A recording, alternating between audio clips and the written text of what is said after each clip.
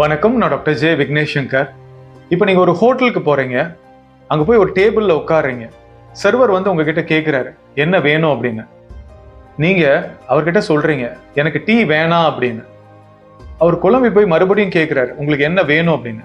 நீங்கள் மறுபடியும் சொல்கிறீங்க எனக்கு டீ வேணாம் அப்படிங்கிறீங்க. சர்வருக்கு ஒன்றும் புரியல. நீங்கள் என்ன மீன் பண்ணுறீங்க அப்படின்னா, நீங்கள் டீ வேணான்னு சொன்னீங்க அப்படின்னா சர்வர் புரிஞ்சுக்கணும் இந்த மாதிரி உங்களுக்கு டீ வேணாம் காஃபி வேணும் அப்படின்னு.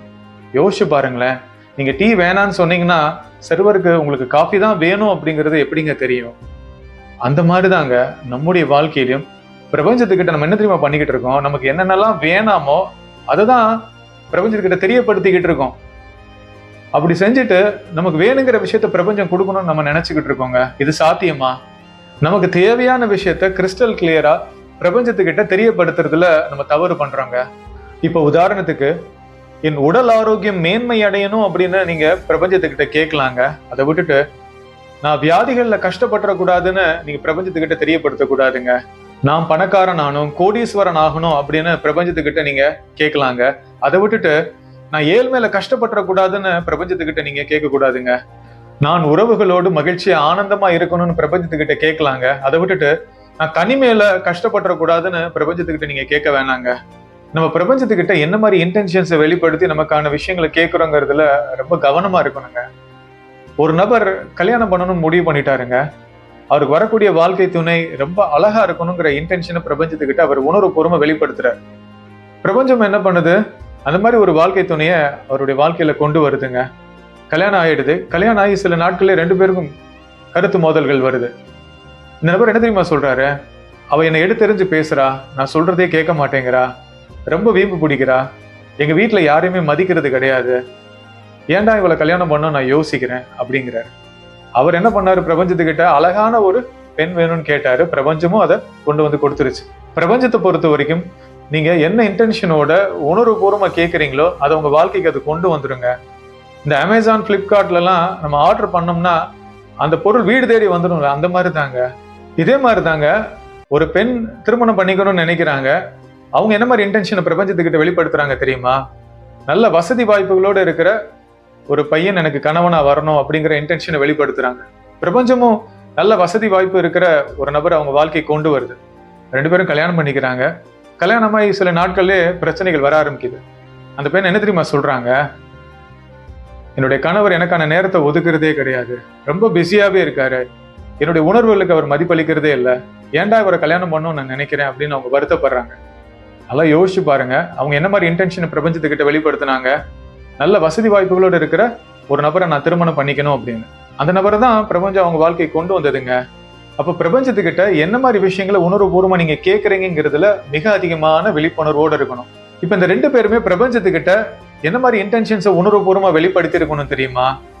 என்னுடைய வாழ்க்கையில அனைத்து விஷயங்கள்லயும் நான் வளர்ச்சி அடைந்து முன்னேற்றம் அடைவதற்கு எனக்கு உறுதுணையா இருக்கிற ஒரு வாழ்க்கை துணையை கொண்டு வாங்க. இதன் மூலமா என்னுடைய வாழ்க்கை துணையினுடைய வாழ்க்கையிலையும் முன்னேற்றங்கள் வரணும் அப்படின்ற மாதிரி அவங்க உணர்வுபூர்வமா பிரபஞ்சத்துக்கிட்ட கேட்டிருந்தாங்க அப்படின்னா அதற்கு தகுந்த வாழ்க்கை துணையை பிரபஞ்சம் அவங்க வாழ்க்கையில கொண்டு வந்திருக்குங்க. இதன் மூலமாக அவங்க ஒரு நிறைவாகவும் நிம்மதியா அவங்க வாழ்க்கையை வாழ்ந்திருப்பாங்க. ஒரு நாளைக்கு நம்ம யார்கிட்ட தெரியுமா அதிகமா பேசிக்கிட்டு இருக்கோம்? நம்ம கிட்டதான் பேசிக்கிட்டு இருக்கோங்க. இதுதான் செல்ஃப் டாக்னு சொல்லுவாங்க. நம்ம கிட்ட இருந்து வெளிப்படக்கூடிய அந்த நெகட்டிவான எண்ணங்கள்லாம் இந்த மாதிரி செல்ஃப் டாக் மூலமா தான் வெளிப்படுங்க. நம்ம வாழ்க்கையில என்னென்ன விஷயங்கள்லாம் நமக்கு வேணாம்னு நினைக்கிறோமோ அதை பத்தி தான் நம்ம அதிகமா சிந்திக்கிறோம். அதுதான் நமக்குள்ள நம்ம பேசிக்கிட்டே இருக்கோங்க. அப்ப கான்ஸ்டன்டா நம்ம என்ன தெரியுமா பண்ணிக்கிட்டு இருக்கோம், இந்த நெகட்டிவான விஷயங்களை பற்றி பிரபஞ்சத்துக்கிட்டே நம்ம சொல்லிக்கிட்டே இருக்கோங்க. பிரபஞ்சத்தை பொறுத்த வரைக்கும் அது உங்க அக உலகத்தை பிரதிபலிக்கிற கண்ணாடி மாதிரிங்க. உங்களுக்குள்ள என்ன விஷயங்கள்லாம் நீங்க பேசிக்கிட்டு இருக்கீங்களோ அதுதான் பிரபஞ்சம் உங்க வாழ்க்கையில கொண்டு வருங்க. அதனாலதான் உங்க அக உலகத்துல நடக்கிற விஷயங்கள் சம்பந்தமா நீங்க மிக அதிகமான விழிப்புணர்வோடு இருக்கணுங்க. உங்க மனதுல சிசிடிவி கேமராவை ஃபிட் பண்ண மாதிரி கற்பனை பண்ணிக்கோங்க. நெகட்டிவான எண்ணங்கள் வரும்போது அந்த நேரத்துல அந்த கேமரா மூலமா உங்களுக்கு ஒரு அலாரம் அடிக்கிற மாதிரி ஒரு அவேர்னஸ் உருவாக்குங்க. நெகட்டிவான எண்ணங்களை பாசிட்டிவான எண்ணங்கள் மூலமா ரீப்ளேஸ் பண்ணுங்க. நான் சக்தி வாய்ந்த ஆன்மா, நான் இறைவனின் குழந்தை, நான் இறைவனால் ஆசீர்வதிக்கப்பட்டவன் அப்படிங்கிற மாதிரி அஃபர்மேஷன்ஸ் சொல்லி பாசிட்டிவான எண்ணங்களை உருவாக்கும் போது அந்த எதிர்மறையான எண்ணங்களுடைய தாக்கங்கள் உங்களுக்குள்ள குறைய ஆரம்பிக்குங்க. பிரபஞ்சத்துக்கிட்ட கிளியரான இன்டென்ஷன்ஸ், அதாவது தெளிவான நோக்கத்தை வெளிப்படுத்தி நம்ம இலக்கை எப்படி அடையலாங்கிறதுக்கான ஒரு சக்தி வாய்ந்த பயிற்சி இப்ப உங்களுக்கு நான் சொல்லித்தரேங்க. இந்த பயிற்சிக்கு நம்ம தண்ணீரை கருவியா பயன்படுத்த போறோங்க. இது வாட்டர் பாட்டில் டெக்னிக்லாம் கிடையாதுங்க. இந்த பயிற்சி எப்படி பண்ணலாங்கிறத உங்களுக்கு நான் சொல்லித்தரேன். முதல்ல உங்களுடைய இலக்கை நீங்க நிர்ணயிக்கணுங்க. என்ன அடையணும் நீங்க ஆசைப்படுறீங்க அப்படிங்கிறத ஒரு டைரியில் எழுதணும். இப்போ உதாரணத்துக்கு உங்களுக்கு 5 கோடி ரூபாய் பணம் தேவை அப்படின்னா, எனக்கு 5 கோடி ரூபாய் கொடுத்த பிரபஞ்ச பேராற்றலுக்கு நன்றி அப்படின்னு நீங்க டைரியில் எழுதுங்க. அந்த இலக்கு அடைஞ்ச மாதிரி நீங்க எழுதணுங்க. காலையில எழுந்ததுல இருந்து இரவு தூங்க போறதுக்கு முன்னாடி வரைக்கும் எப்பெல்லாம் நீங்க தண்ணீரை பாக்குறீங்களோ, தண்ணீரை பயன்படுத்துறீங்களோ, அப்பெல்லாம் இந்த அஃபர்மேஷனை உணர்வுபூர்வமா சொல்லணும். எனக்கு 5 கோடி ரூபாய் கொடுத்த பிரபஞ்ச பேராற்றலுக்கு நன்றி அப்படின்னு காட்சிப்படுத்தல் பண்ணி உணர்வுபூர்வமா அந்த நேரத்துல நீங்க சொல்லணுங்க. உதாரணத்துக்கு காலையில எழுந்தவுடன் நீங்க பிரஷ் பண்ணுவீங்க, அப்ப தண்ணீரை பயன்படுத்துவீங்க, அந்த நேரத்துல இந்த அஃபர்மேஷனை சொல்லுங்க. அப்புறம் குளிக்கும் போது, அதுக்கப்புறம் சாப்பிட்றதுக்கு முன்னாடி கை கழுவீங்க, அந்த நேரத்துல சொல்லலாம். சாப்பிடும்போது தண்ணி குடிப்பீங்க, அந்த நேரத்துல சொல்லலாம். சாப்பிட்டு முடிச்சதுக்கு அப்புறம் தண்ணீர்ல கை கழுவீங்க, அந்த நேரத்துல சொல்லலாம். இடைப்பட்ட நேரத்துல தண்ணீர் குடிக்கும் போது உணர்வுபூர்வமா அந்த நேரத்துல இந்த அஃபர்மேஷனை நீங்க சொல்லணுங்க.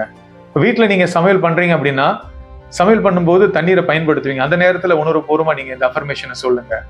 வீட்டுல துணி துவைக்கும் போது தண்ணீரை நீங்க பார்த்தா கூட இந்த அஃபர்மேஷனை உடனே நீங்க சொல்லணுங்க.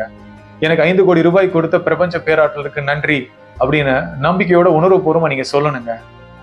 இந்த பயிற்சிக்கு பேர் இமர்ஷன் டெக்னிக்னு சொல்லுவாங்க. அதாவது நீங்க உங்க இலக்காவே நீங்க மாறுறீங்க. இந்த பயிற்சியை தொடர்ந்து 7 நாள் நீங்க பண்ணும்போது உங்களுடைய வைப்ரேஷன்ல மிகப்பெரிய மாற்றங்கள் ஏற்படுங்க. உங்களுடைய இன்டென்ஷன் நீங்க தெளிவா பிரபஞ்ச பேராற்றல் கிட்ட வெளிப்படுத்தி அதை ஈர்க்கக்கூடிய காந்தமா நீங்க மாறுவீங்க.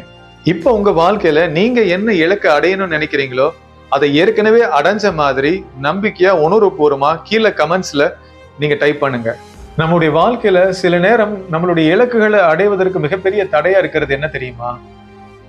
மன்னிக்கிறத பத்தி நமக்கு ஒரு புரிதல் இல்லாம இருக்கிறது தாங்க. ஃபர்கிவ்னஸ்னுடைய முக்கியத்துவம் தெரியாம நம்ம லைஃபை லீட் பண்ணிக்கிட்டு இருப்போம். நமக்குள்ள அதிகப்படியான கோபம், அந்த கிரட்ஜஸ் இருக்கும்போது மேனிஃபெஸ்டேஷன் பண்றது சிரமமா இருக்குங்க.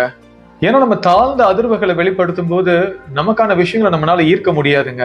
மன்னிக்கிறதுல 4 நிலை இருக்குங்க. இதை பத்தி கண்டிப்பா நீங்க தெரிஞ்சுக்கணும். நீங்க எந்த நிலையில இருக்கீங்கிறத கொஞ்சம் அனலைஸ் பண்ணி பாருங்க. முதல் நிலை என்ன தெரியுமா?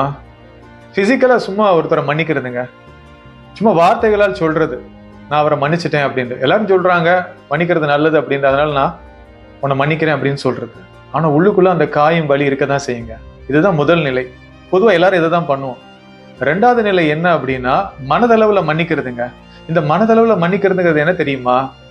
மறந்து போறது, அந்த நபரையோ அந்த நிகழ்வையோ மறந்து போயிடுறது.